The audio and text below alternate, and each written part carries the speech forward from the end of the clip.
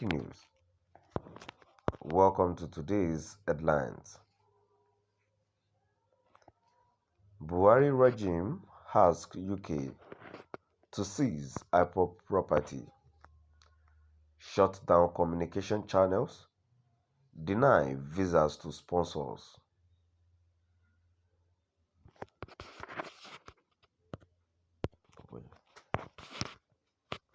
Buhari regime asks UK to seize Ipob properties. Shut down communication channels. Deny visas to sponsors. To my dear listeners from wherever you're listening from, please stay tuned as I read today's news.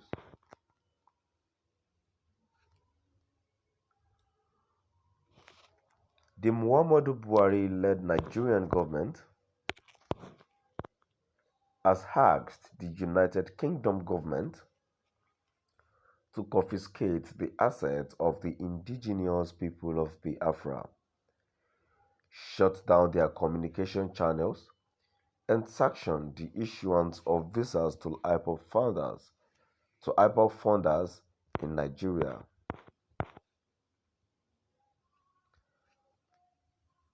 The presidency stated this in a release on Friday obtained by Sahara reporters in its reaction to report that the UK government had recognized Ipob as a proscribed organization. Although the UK government has denied such claims,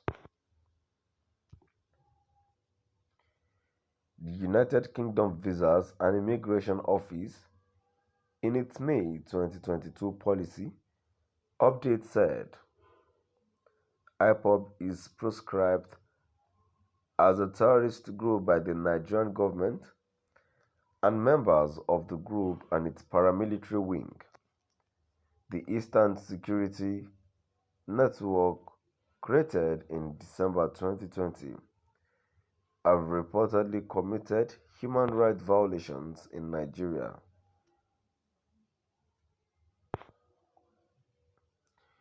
If a person had been involved with Ipob and or an affiliated group, MASOB or any other Biafran group that incites or uses violence to achieve its aims, decision makers must consider whether one or more of the exclusion clauses under the Refugee Convention is applicable.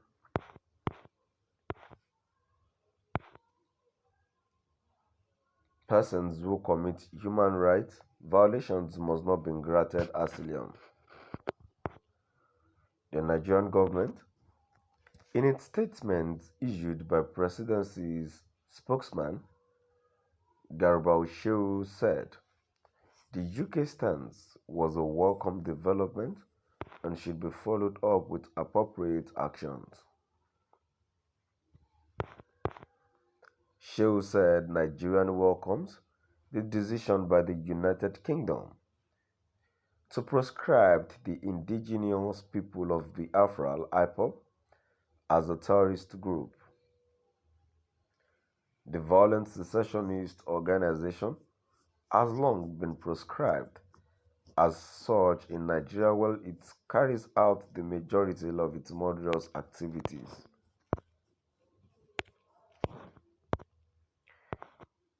It has taken our allies in the UK so long to follow suit to two reasons. First, the deep pocket of Ipob's international network of funders that allow for lawyers and influence peddlers to aggressively lobby for and whitewash the activities of their clients in the Western courts. And second, Ipob's influential communication network of TV and radio stations.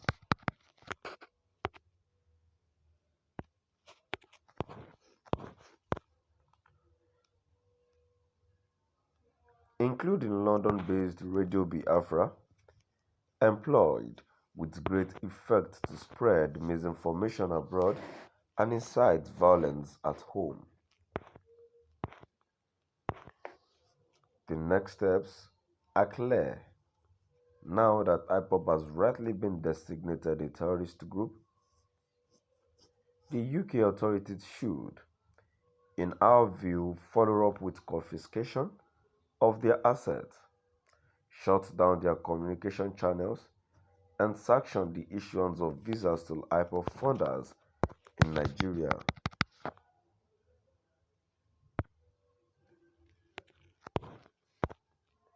Such sanctions have played a critical role in combating other terror groups. And make no mistake, today Africa is a breeding ground for terror, with local and international groups alike gaining strength across the continent, thriving on the economic devastation of the pandemic. Nigeria's intelligence and security forces are the first lines of defense against such groups, including ISIS and Al-Qaeda affiliated Boko Haram.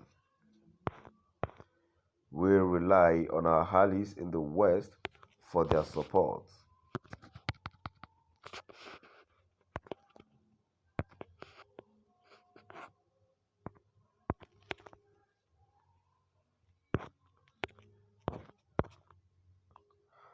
Ipob and its 50,000 strong paramilitary unit reign of terror has seen villages butchered, school buses set alight, and politicians' homes bombed.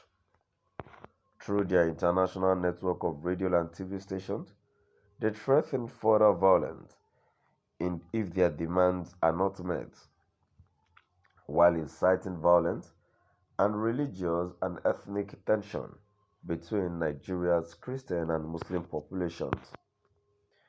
Their mouthpieces and their wallets are their most effective tools. It is these assets Nigeria's allies must target next. And there is no time for complacency.